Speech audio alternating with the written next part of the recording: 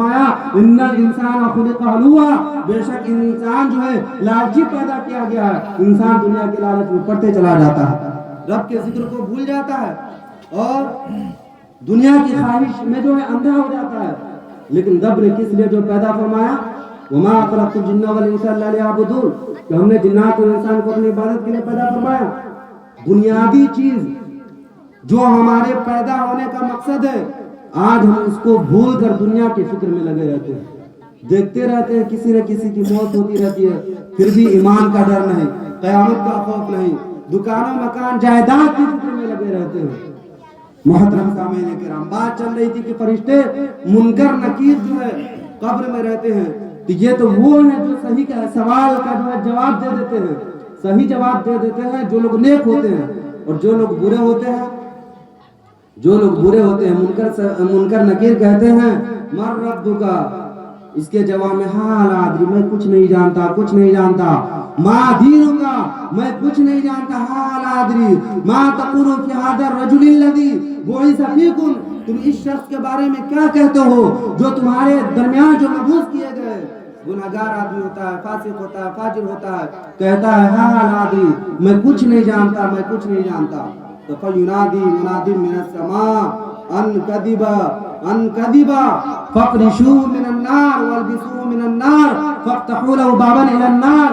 جب کہتا ہے گنہگار آدمی کہ میں کچھ نہیں جانتا ہوں، کچھ نہیں جانتا ہوں، تو آسمان سے ندا دینے والا کہتا ہے کہ جھوٹ بول رہا ہے، جھوٹ بول رہا ہے. اس کے لیے جو آگ کا بچھونا بچھا دو، دوزخ کا لباس پہنا دو، اور اسے جو ہے جہنم کے دروازوں کے، اس کے لیے جو ہے جہنم کے دروازوں میں سے ایک دروازہ کھول دو. محترم سامعین کرام، اتنا ہی پر بس نہیں، بلکہ حدیث پاک میں آیا ہے کہ یذیق علیہ قبرہ حتی تختلف اضلاعہ، کہ اس کی قبر جو ہے اس پر تنگ کر دی جاتی ہے، اس کی قبر تنگ کر دی جاتی ہے، یعنی اس کی قبر کی دونوں پیٹیاں آپس میں داخل ہو جاتی ہیں، آپس میں داخل ہو جاتی ہے. اور اس کی دونوں پسلیاں جو ہے قبر کی جب دونوں پیٹیاں آپس میں مل جاتی ہیں تو بیچ میں جو مردہ ہوتا ہے اس کی دونوں پسلیاں جو ہے ایک دوسرے میں داخل ہو جاتی ہیں. نبی پاک صلی اللہ تعالی علیہ وسلم نے اس طرح ہاتھ کر کے بتایا کہ اس طرح جو ہے قبر کی دیوار آپس میں چمٹ جاتی ہے تو بیچ میں جو مردہ ہوتا ہے اس کی پسلیاں ایک دوسرے میں داخل ہو جاتی ہیں.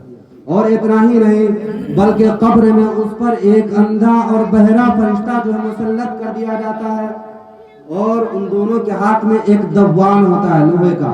وہ دوان کا کیا کام ہے کہ اگر اس دنیا میں جو سب سے مضبوط پہاڑ ہے، اگر اس پہاڑ پر ایک دوان لوہا مار دیا جائے تو وہ پہاڑ جو ہے زمین میں جو مٹی ہو جائے، مٹی کے ساتھ مل جائے. وہ اندھا اور بہرا فرشتہ جو ہے اسے قیامت تک اسی دوان سے مارتے رہیں گے، مارتے رہیں گے اسے، اور پھر جو ہے وہ شخص مٹی ہو جائے گا. پھر اس کو جو ہے اس میں روح ڈالی جائے گی، پھر اس کو اٹھایا جائے گا، پھر مارا جائے گا.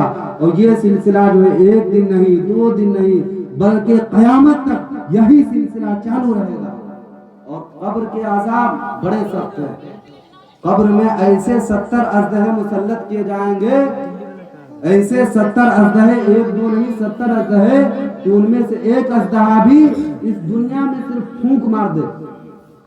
جس طرح ہم اور آپ پھونک مارتے ہیں، پانی گرم ہو تو تھوڑا سا پھونک مارتے ہیں کہ پانی ٹھنڈا ہو جائے، صرف پھونک مارتے ہیں. اگر وہ سانپ صرف پھونک مار دے تو جتنی ہریالی دیکھ رہے ہیں، گھاس ہے، پیڑ ہے، یا جتنی ہریالی نظر آ رہی ہے اس کے زہر کے اثر کی وجہ سے جو سب جل جائے اور سب ہریالی آپ کو پیلی پیلی نظر آئے. ایسے سانپ جو ہے اسے قیامت تک ڈستے اور نوچتے رہیں گے. محترم سامعین کرام، نبی پاک صلی اللہ تعالی علیہ وسلم نے ارشاد فرمایا انما القبر روضۃ من ریاض الجنہ او حفرۃ من حفر النار. قبر جو ہے جنت کے باغوں میں سے ایک باغ ہے یا جہنم کے گڈھوں میں سے ایک گڈھا ہے. یہ آپ کے اوپر ڈیپینڈ ہے، یا آپ جو ہے آپ کیا چاہتے ہیں، اپنے قبر کو کیا بنانا چاہتے ہیں. اگر اپنے قبر کو جنت بنانا چاہتے ہیں تو نیک اعمال کرے، ماں باپ کے ساتھ جو ہے اچھا سلوک کرے، فرائض کی پابندی کرے، اخلاص میں عمل کرے، موت کو یاد کیا کرے. موت کو یاد کیا کریں گے؟ حدیث پاک میں ہے تو موت جو ہے آپ کو گناہ سے بچاتی ہوئی نظر آئے گی. اگر قبر کو آپ جنت کے جو ہے باغوں میں سے ایک بنانا چاہیں گے تو نیک اعمال جو ہے کرنے ہوں گے. بیٹھ کر صرف جو ہے ٹائم پاس کرنے سے نہیں ہوگا, دنیا کی خواہشات میں پڑنے سے نہیں ہوگا. دنیا سے تو ایک دن چلا جانا ہے, ایک دن سب کو جو ہے کفن پہنائے جائیں گے, 4 کندھوں پر جو لے جائے جائیں گے. اعلیٰ حضرت فرماتے ہیں آج لے ان کی پناہ, آج مدد مانگ ان سے, پھر نہ مانیں گے قیامت میں اگر مان گیا.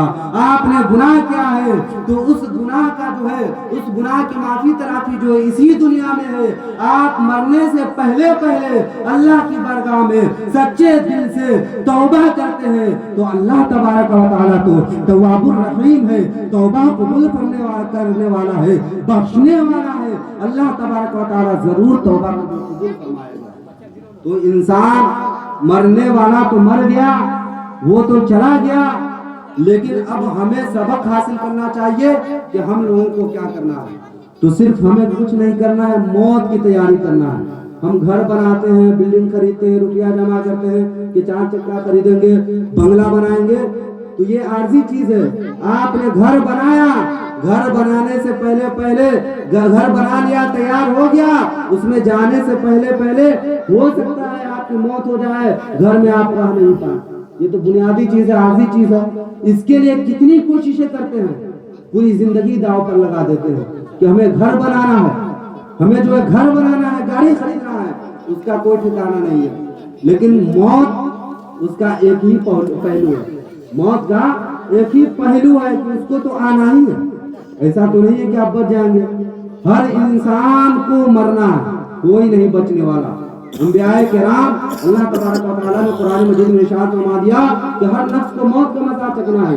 انبیاء کرام مرتے نہیں, وہ زندہ ہیں, لیکن قرآن کریم میں جب اللہ نے فرما دیا کہ ہر نفس کو موت کا مزہ چکھنا ہے, تو چونکہ انبیاء کرام میں بھی تو جان ہے, اسے بھی موت کا مزہ چکھنا ہے.